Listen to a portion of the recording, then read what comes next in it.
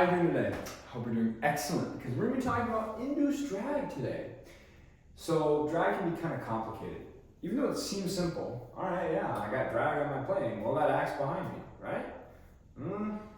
Not so fast, right? It's a little bit more complicated than that. Unfortunately, I wish it wasn't as complicated. But it's not too bad once you understand it. So let's go ahead and dive into induced drag and what causes it. So let's dive right in. I'm gonna grab a different color here and we are gonna talk about it. So induced drag. To give you a demonstration of what causes induced drag, let's talk about an airfoil that's at a 0 degree angle of attack to start out with.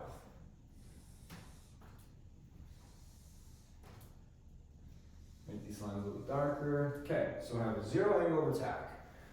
So I'm going to write that down. Angle of attack is 0 degrees. So, with a 0 degree angle of attack, we know that the relative wind is right here. Right?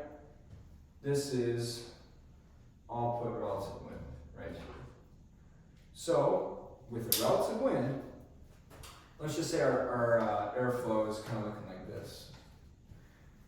So, for this demonstration, I'm going to ignore the underneath of the wing. Just remember that there is airflow underneath. But the definition of lift, right, is it acts perpendicular to relative wind. So if lift acts perpendicular to the relative wind, this is our lift.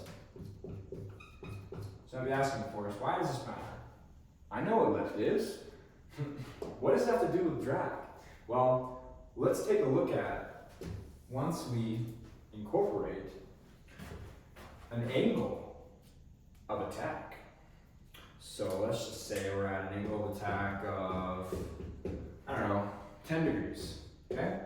So an angle of attack of 10 degrees. Now I'll draw my wing. Now it looks something like that.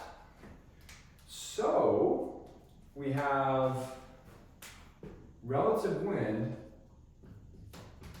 coming towards the wing, correct? Then we have our airflow. It's going over the wing. But what do you notice? What's different about this? This picture to that picture. If this airflow kind of just goes out that way, this airflow, on the other hand, well, what's different? That is different. These are at different angles. While this one kind of goes up and then goes back to straight, this airflow actually descends, and this is what's called downwash.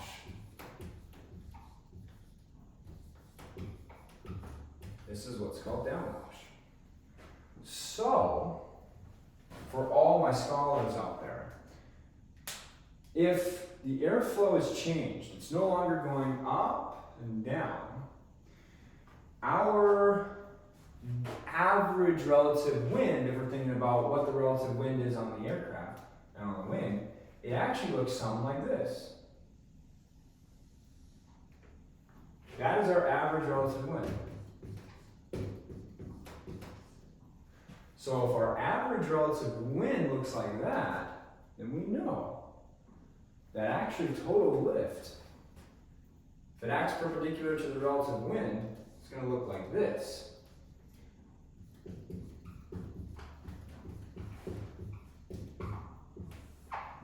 So because we've split the lift into total lift, that's what it looks like, there's also a component that is a vertical component of lift.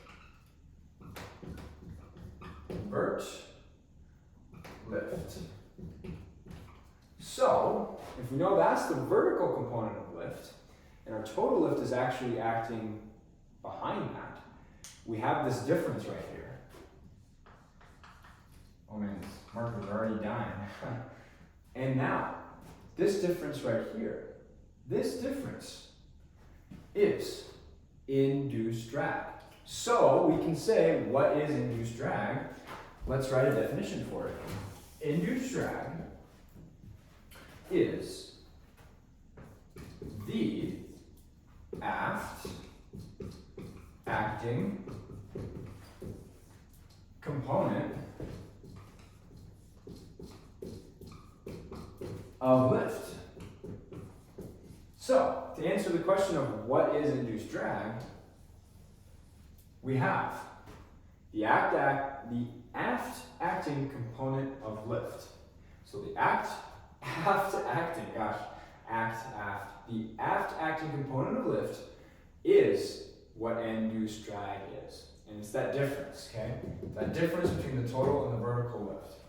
And it's the aft acting component of lift is what's causing induced drag. So this is really important. So you can see here, this has almost, ideally, you know, it's pretty hard to get this exactly perfect. You're always going to have some difference. But assuming it were be in a perfect world, this would have no induced drag because there's no aft acting component, right? But because this has an aft acting component of lift, we have induced drag. So induced drag is the result of lift. And that's what separates it from other types of drag. All right, so let's talk about aspect ratio.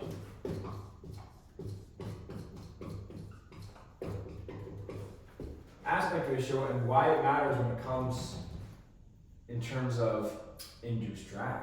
So remember, aspect ratio is the wingspan divided by the average chord. So the wingspan, write that down, wingspan divided by your average chord of the wings. So there's something really important when talking about this, and it's called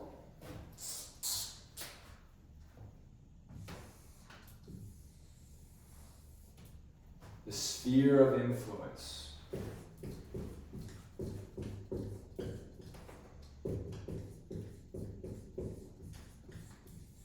Sphere of influence. So the sphere of influence is simply the airflow influenced by the wing. So, airflow influenced by the wing is what's called the sphere of influence. So, when applying it with aspect ratio, let's just say we have a wing that has 20 feet by 4 feet. We get 80 feet squared. Oops, it's a question mark. 80 feet squared. Then we talk about something a little bit more high aspect ratio. See, it's a little bit squished and elongated. We got 40 feet by 2 feet. This is still 80 feet squared. But this wing right here, has less induced drag. So, when we're talking about sphere of influences, let's take a look at what each wing's sphere of influence would look like. So, we have this wing about that wide, right? That long. We have this much sphere of influence. Now this wing has this long, this much sphere of influence. So do you see the difference? See how this one has a bigger sphere of influence, so it has more airflow influenced by the wing. That means that our downwash, so I'm going to say downwash, so DW, downwash, for the larger sphere of influence wing, does not have to get pushed down as much. So, let's see an easy way to write this. Not pushed down as much. All right? So, when you have the downwash not being needed to get pushed down as much, because remember, induced drag is if we have our downwash right? And then we have our wing. This aft acting component of lift, right? That is our induced drag. So the aft acting component of lift is induced drag. So because it doesn't need to get downwashed as much, because it's got a bigger sphere of influence, you have less induced drag as a result. So these all go hand in hand. So remember, high aspect ratio. So high aspect ratio equals low induced drag. Low aspect ratio is high induced drag. So drag induced, drag induced. So remember this, aspect ratio does play a key role when it comes to induced drag. All right, so I've gone ahead and written the induced drag equation. That is quite a mouthful. If I tried to explain it, you go, what did I just say? So I just left it here and I wrote it out just for helping kind of wrap your head around at what lift and airspeed and what altitude, what happens with induced drag. So, hey everyone, we're back here and now we have induced drag equation. Okay, so let's talk about the induced drag equation, how it relates, and some things that we can apply to. Hello everyone, now we have the induced drag equation here. This is just to kind of help us frame of mind on what happens under various conditions of the aircraft and what happens with induced drag. So we're just going to use it to help explain it. You don't need to memorize it, but it's just a good visual for when I'm talking about these things that you can look over there and apply it to the equation. So first things first, we're going to talk about lift. Lift. So as my lift goes up, right, I know that my load factor increases as well. Say also, increases our G's, right, our load factor, the weight of the aircraft. What the weight feels, it increases because we have more G's. So as our lift increases, we also have an increase in induced drag. But remember, I said here the G's. So as lift increases, the airplane feels heavier, right? It weighs more. And this W here is for weight. So if it weighs more, well, it's going to get doubled. So we can say, this isn't an actual equation, but we can say drag induced equals the lift squared. I'm going to put this in brackets because it's not a real equation, but we can equate that with the actual induced drag equation. So as you increase your lift, you're also increasing your drag, your G's with this. And so your plane feels heavier, and it feels heavier, that's squared. So we can say that if you increase your lift, it's going to be doubling your induced drag. Now, let's talk about altitude. Okay, when talking about altitude, let's just say we were at 39,000 feet. 39,000 feet. Now, we know that the air is 1/4 as dense. So 1/4 the density. So because of that 1/4 the density, we're going to need 4 times the lift. Okay? Now you might be thinking, okay, Forrest, I know your tricks. It's going to be 16 times the amount of induced drag, because 4 squared. But here's the catch, all right? You actually only have 4 times, I'm going to write this in a different color to emphasize this, you only have 4 times the induced drag, all right? You only have 4 times the induced drag because it is less dense. So because it's less dense, you only have 4 times the amount of induced drag. So same as the lift for altitude, okay? So they're different. Lift on its own is squared. So you increase your lift, you're going to square your induced drag. But for here, because the altitude is 39,000 feet, we're way up there, we're really not changing, okay? Because of that decreased dense air. So that is altitude. So when it comes to speed, it really, really depends on what angle of attack you're flying at, right? Because if you're fast, that means you don't need as much angle of attack because you're going really fast. Whereas if you're really slow, you know in slow flight, you're going to really need to pitch up and you're at a really high angle of attack. That is why induced drag acts, this is important, acts inversely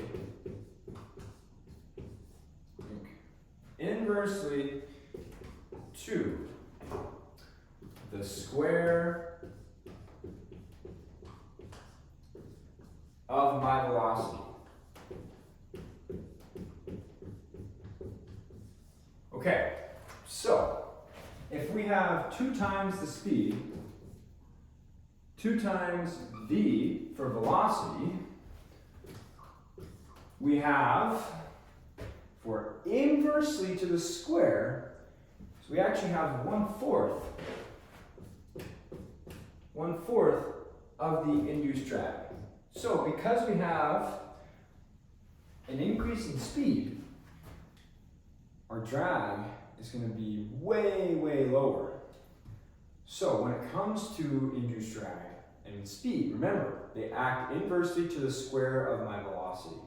Because as we are flying, let's block out all of this to really reinforce that this is talking about speed. We have our airfoil, right? We have our airfoil. And if we go from this, which is level, to this, remember how, let me get a better airfoil here.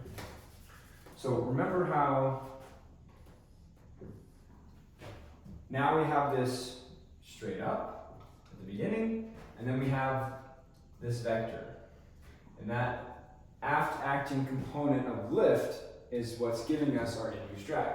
So this is slow, so velocity equals low. Here, velocity equals high. So because of that, we really, really don't have as much induced drag. So, there you have it. All right, so the last thing I want to talk about is wingtip vortices.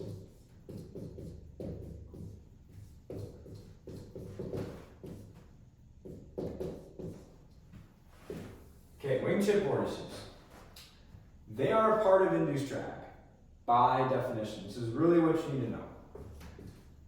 They are induced drag, so a part of induced drag by, this is really important, by definition. So when people say that wingtip vortices cause induced drag, that is a correct statement. They do. But it is by definition, all right?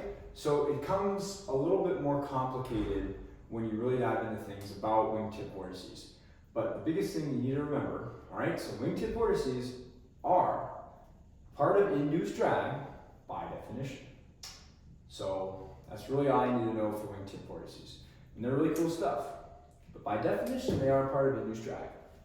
All right, so thank you so much for watching. I know this was really confusing. This stuff is confusing for me too, so we're all learning here. You know, I'm still learning this stuff, so remember to just have a good attitude about learning. It's never going to be 100% get it instantaneously the first time. You just got to try your best and know you're doing well, and that I'm proud of you, okay? All of you, I'm proud of you. Whatever you're doing, whatever you're going through, I support you, okay? So, like I said, have a wonderful rest of your day, night, evening, wherever you are, and just remember, stay cool, fly safe, and have fun. Thank you, I appreciate it.